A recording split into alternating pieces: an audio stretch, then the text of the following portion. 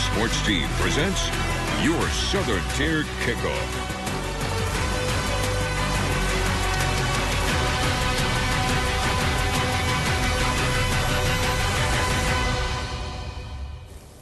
What's up? What's going on? And welcome in once again to your Southern Tier Kickoff. Thank you for joining us and starting your Saturday morning right here on WBNG with myself and the rest of the 12 Sports STK team. And we're going to get right into it. Guys, how are we doing this morning?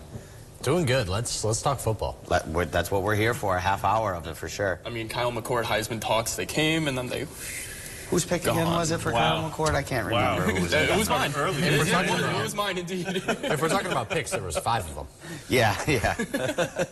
Well, we're going to get into that in just a minute, as well as we will highlight Syracuse's game the other night on Thursday. But before we do that, we're going to start off with Penn State and the Nittany Lions. And Penn State looking not to have a letdown here as they get ready for next week's game against Ohio State. But before that, they have a matchup with Wisconsin.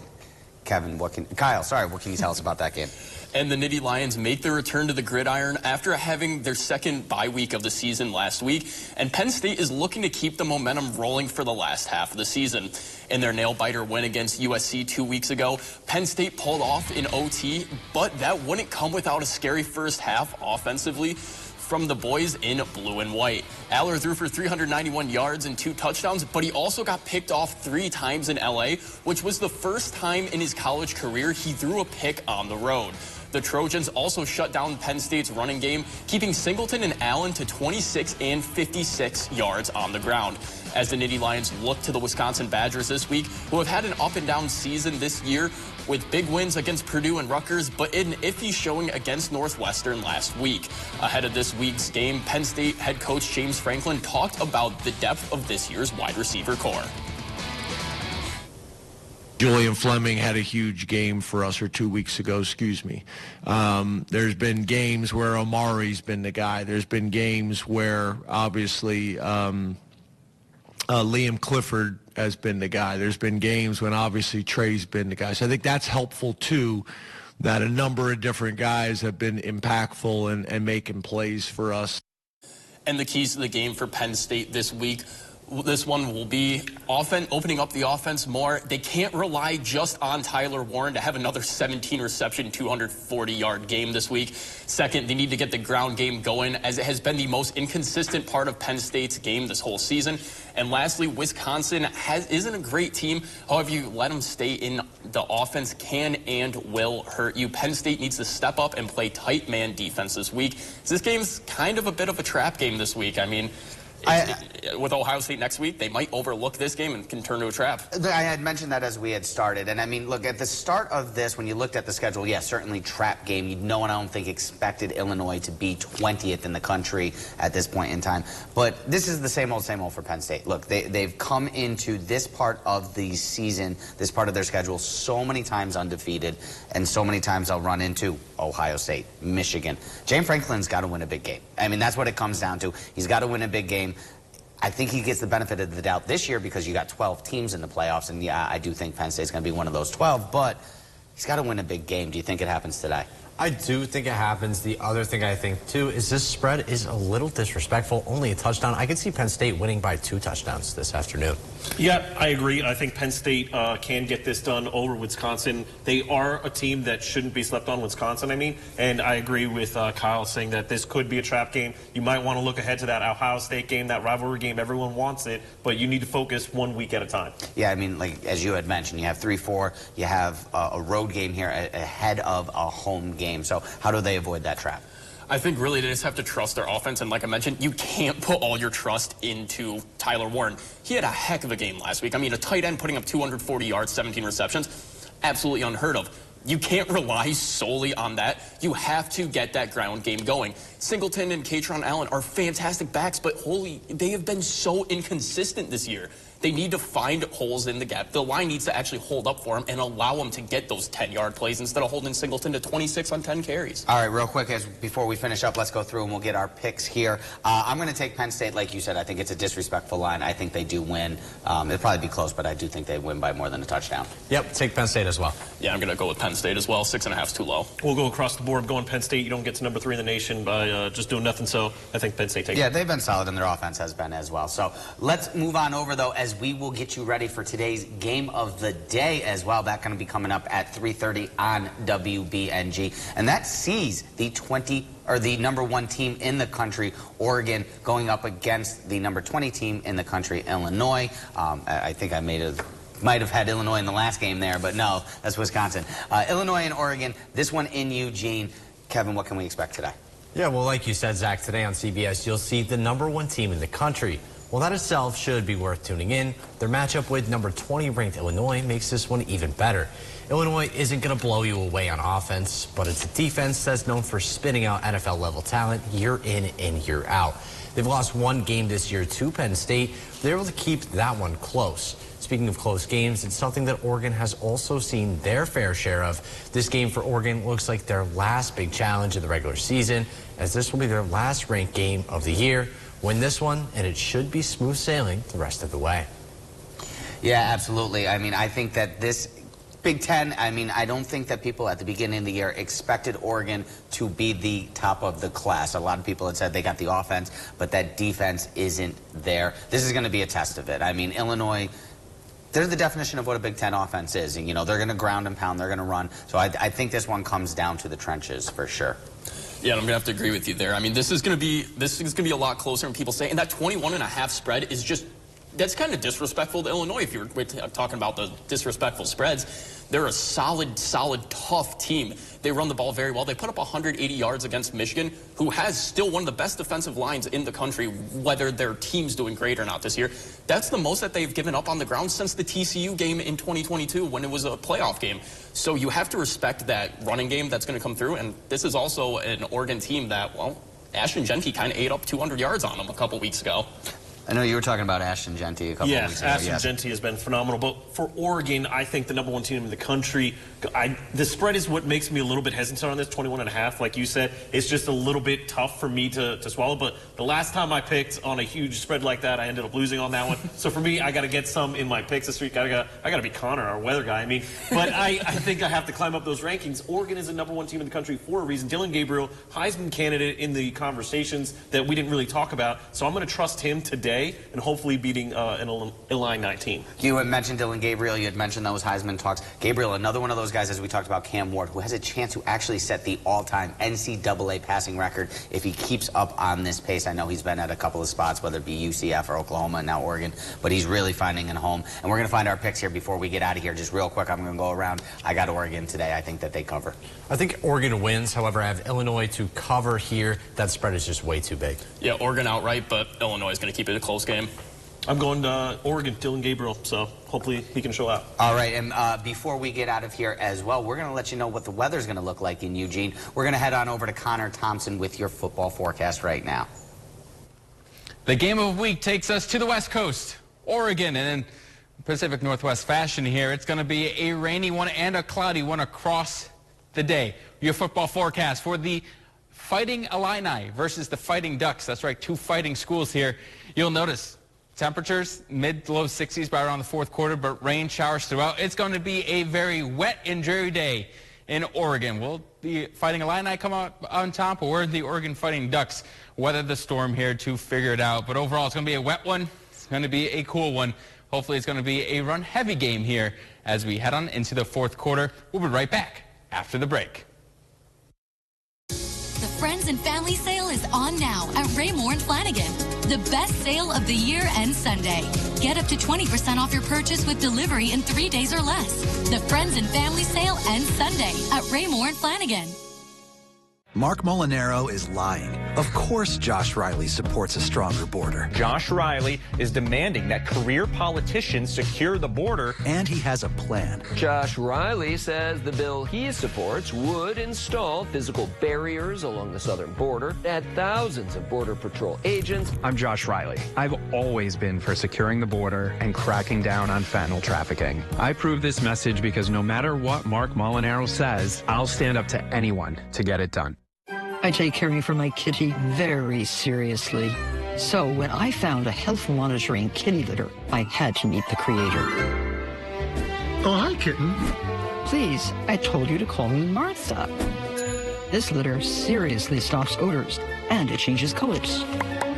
Smart and pretty, you could say. You're going to make me blush. I love that it's lightweight, low dust, and delivers right to my doorstep. Try it today. Go to prettylitter.com.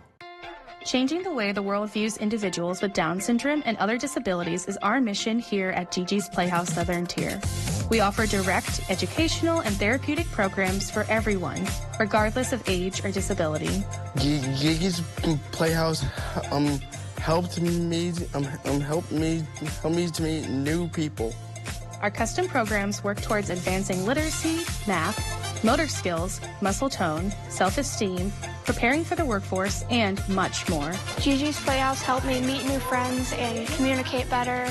And I love doing the art and gratitude and like cooking. My favorite is sign language. The positive and uplifting environment of Gigi's Playhouse will empower our participants to reach their very best, and our resources will help foster acceptance, awareness, and networks for families and friends. Gigi's Playhouse is fun. I like to be here with all my friends. Oh yeah, it was great, and I'm doing a lot of stuff. Great job. And the best part, our programs are completely free. Cost will not be a barrier to achievement. If you'd like to join our program, come visit us in the Oakdale Commons in Johnson City. To learn more, call 607-217-4035 or visit gigisplayhouse.com/Southern Tier. I love Gigi. The Friends and Family Sale is on now at Raymore and Flanagan. The best sale of the year and Sunday. Get up to 20% off your purchase with delivery in 3 days or less. The Friends and Family Sale ends Sunday at Raymore and Flanagan. 12 Sports Team presents your Southern Tier Kickoff.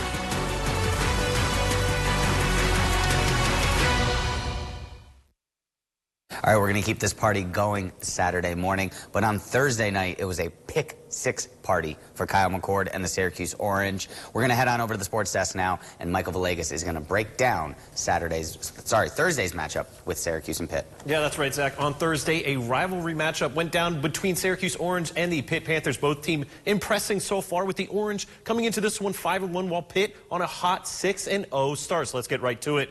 Entering this one, Kyle McCord had 19 passing touchdowns and only 6 interceptions, but Pitt had his number from the jump after a near pick. Rasheed Biles jumps the route and takes this one to the house. Following a Pitt field goal, 3rd and 12, McCord trying to get things going, and yeah, it's going all right. It's going the other way. Kyle Lewis takes it back 35 yards. The Pitt defense putting up both of their touchdowns to go up 17-0. Pitt's offense trying not to be outdone by their defense. Eli Holstein rifles it to Caesar Lee on 3rd and 5, and it's 24-0 early in this one. It goes from bad to worse for the Orange. 1st and 10, going for a screen, tip drill. Braylon Lovelace takes it 33 yards for McCord's 3rd pick 6 in the first half. McCord almost doubles his interception total in one game with 5 interceptions. Pitt runs away with it 41-13. Michael, what went wrong? I mean, it was just Pitt defense had their number. Kyle McCord, I think, came into this one pretty confident, right? We're having Heisman conversations, but he was looking down his receivers all the way, jumping routes, as you can see. But 3 interceptions, 5 interceptions total, 3 pick sixes in the first half. It has to be miscommunication or just didn't prepare well. How does he fix it? Really, I mean, you just got to try to forget about this game and get back into the groove of things. There's really, I mean, it's hard to fix a game that you played that poorly, which, I mean, he has been having such a great year. The thing I want to know, he still put up 320 yards in a 5-pick game. I don't really know how that's possible, but It's just, this is the tale of Syracuse. This is really the tale of Syracuse. It happens every year. They have a great first half of the season, hit the midway point, they fall apart. Whether it's Garrett Schrader, Kyle McCord, it happens year in, year out. They're just not a team that's built to go the full distance, I don't think. Fran Brown, you got to give him more time to get them to that point. Well, you had mentioned, I mean, 320 yards when you're down 24-0 at half, you're basically just throwing. So I'm sure there was a lot of garbage in there. But, yeah, I mean, listen, Fran Brown's got to turn it around. I mean, there's twice this season that they've had an opportunity or that they've received honorable mention and been an opportunity to get into that top 25. Loss at Stanford, now a blowout loss at Pitt. So just not quite there yet. But not the only team here in the Southern Tier that is competing. We got a Ivy League matchup. And why don't you tell us a little bit about that, Kevin? Yeah, the Cornell Big Red are hitting the road for the first time in conference play this season. So they'll head east to face the Brown Bears. Both teams coming into this one fairly evenly matched, sharing 1-1 conference records and 2-3 records overall. Cornell comes into this one riding high after a win over Bucknell, where the offense put up 34 points and looked great. Brown, on the other hand, is riding a 3-game losing streak after starting the season 2-0. The Cornell defense had a great first half last week, holding Bucknell scoreless through 22 minutes of play. The Big Red will hope the offense and defense can get rolling at the same time. This one kicks off at noon. And the Colgate Raiders earned their first Patriot League win of the season last week. But this week, it's back to non-conference play as they hit the road as they face Merrimack. Merrimack College is sitting at 2-5 on the season after Colgate sitting 2-5 after last week's win over Georgetown, and a win today would move them closer to 500 as November is right around the corner. An interesting thing to watch today, these two teams have never matched up before. Both teams love to run the ball, so look for a lot of action on the ground in this one. This one also kicking off at noon. All right, those are all the D1 games, but we got another game kicking off at noon. D3 and the number 2 team in the entire country, Cortland, back at home and at Grady Field. And 12 Sports' Keith Savage is going to join us live right now from Andy Kerr Stadium. Keith, we're going to get started in just a little bit. What's going on up there? Thanks, Zach. Yeah, I'm here at Grady Field at SUNY Cortland. It's getting ready to take on St. John Fisher in this Empire 8 matchup. And the Red Dragons, they've been nearly unstoppable. 18 straight games on which they won. That's the most in all of college football. Last time they lost a conference game was in November of 2019. I was just a senior in high school when that happened. Just 55 points a game in 2024. Big reason why. It's just the quarterback, Zach Boyce, 197 passing rating to go along with over 10 yards in each completion. Just absurd stat. Number 1 in all of Division III rushing touchdowns is Ethan Gallo with 15 in just 6 games. That's also just crazy numbers. Jaden Martinez on the defensive side, he has almost a forced fumble in each game. They just had full control in history. 5 straight times they have come into this game, and SUNY Cortland has won. Kerr Fitzpatrick, 40-4. His defense has been on fire. His offense has been on fire. It's just truly been phenomenal to watch.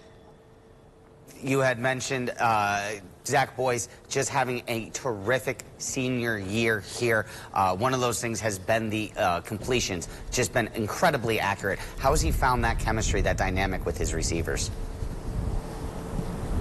You know, he's just found a way. He's had 2 guys leave to go to the NFL, and he's just some young guys and some older guys just finding a connection. But they get close to the goal line, they're going to hand it off to Gallo, and it's just unstoppable performance. We're going to see later today. They kick off at 1 p.m. as he looks to make his team win 19 in a row.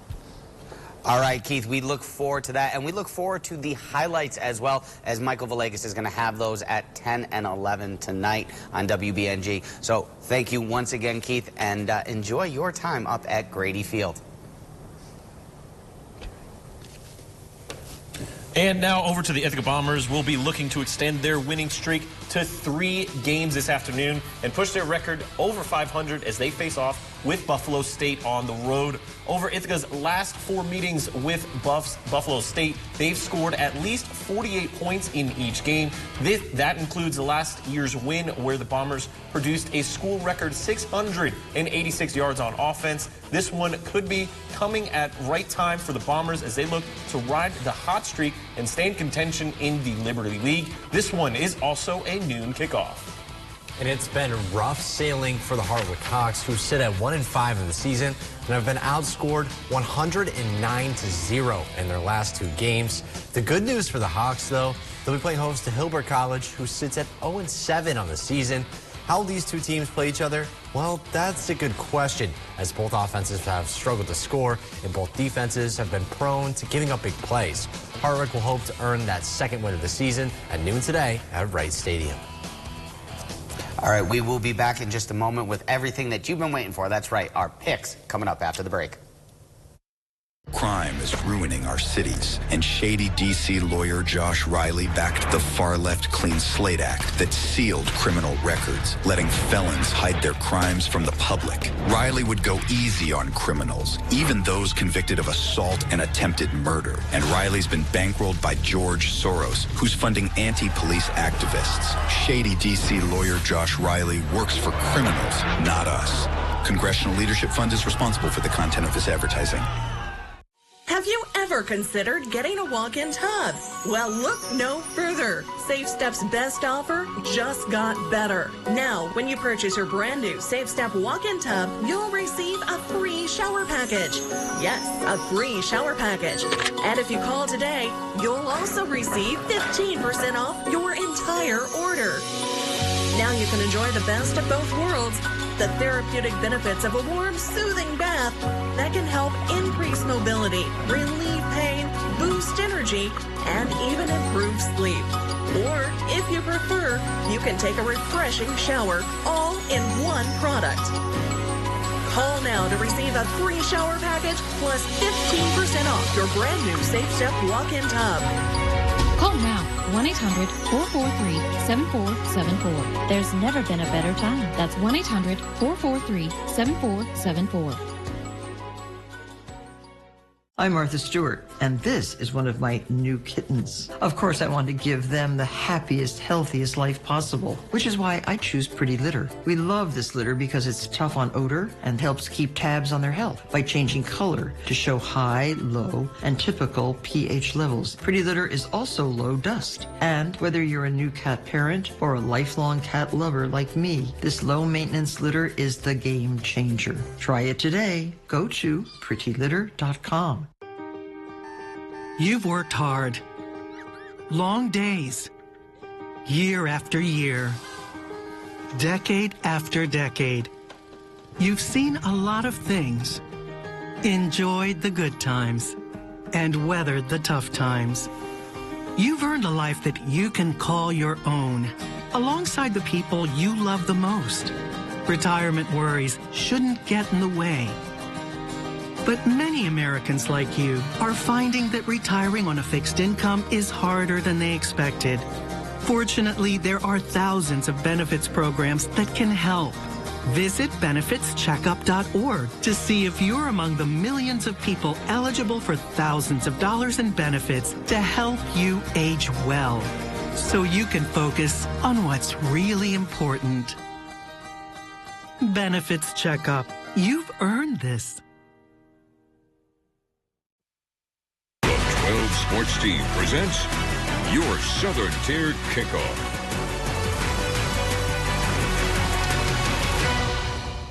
Gambling problem? Call 1-800-GAMBLER if you are a Pennsylvania resident, or call 877-8-HOPE-NY or text HOPE-NY if you are a resident of New York. Please gamble responsibly.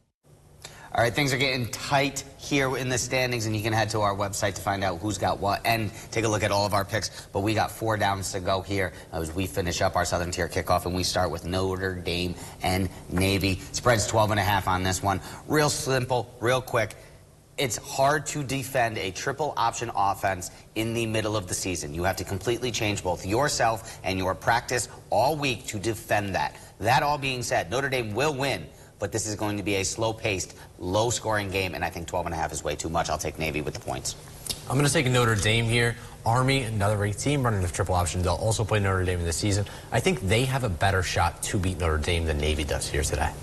I mean, Navy hasn't turned the ball over once since the first game of the season this year. Problem is, Notre Dame's also a very banged-up team all the way through their depth chart right now. However, last week they did play Georgia Tech, who is a huge running team as well. I think that the Notre Dame's resume behind them and the teams they've played, it's just stronger strengths of schedule. I'm taking Notre Dame. I don't want to go against Navy. They've had an amazing season so far, but I've doubted Notre Dame all season long. I'm taking Notre Dame at 12.5. I think they're going to win this one. Okay, and of course, Navy, we thank you for your service. Nebraska, Ohio State up next. That one, 25.5. I know that's a lot, but Ohio State, one of the best teams in the country, and they're going to bounce back after that Oregon loss. They're getting ready for next week. I think they are going to roll today, and I like Ohio State. Yeah, I like Ohio State as well. It does seem like a lot, but then you look at Nebraska's game last week where they lost by over 40 points to Indiana. So Ohio State is better than Indiana. I think we got to take Ohio State. The trick here is Indiana is the #1 scoring offense in the entire nation in college football, but Ohio State has a much better running game than Indiana does, and Nebraska can't stop the run. They just can't, and you're gonna put Judkins and Henderson back there. They're gonna tear it up, Ohio State. I usually don't like taking this large of a spread with 25.5, but I'm taking Ohio State in this one. Nebraska disappointed me last week. Matt Rule, I thought, would have his team coming out better with Nebraska, but I'm taking Ohio State today. Yeah, I'm done losing money on Matt Rule. Yeah, he's taken enough out of my paychecks. Thank you very much. Mizzou and Alabama, little SEC battle. Listen, Alabama has been taking a little bit of a shot here, especially with the lost to Vanderbilt. But listen, Vanderbilt's a good team. I know that's hard to understand and wrap your head around. Vanderbilt's a good team. Tennessee's a good team. Those are two good losses in the SEC. I still think Alabama's the better team than Mizzou. They're a little bit overrated, I think. I'm going to take Bama. I think that Bama has the opportunity to win outright here. However, that spread is just a little too much for me. I think this could be, you know, your last second late field goal, late touchdown kind of game. I'm going to go with Mizzou with the points here. And these are two teams that have been all over the place all season long. Bama, this is kind of do or die for them. Their back's against the wall. They're the animal in the corner. They're going to come out hungry and ready to just destroy them. And Mizzou, Brady Cook is banged up. He went to the hospital, came back, and led that comeback against Auburn last week.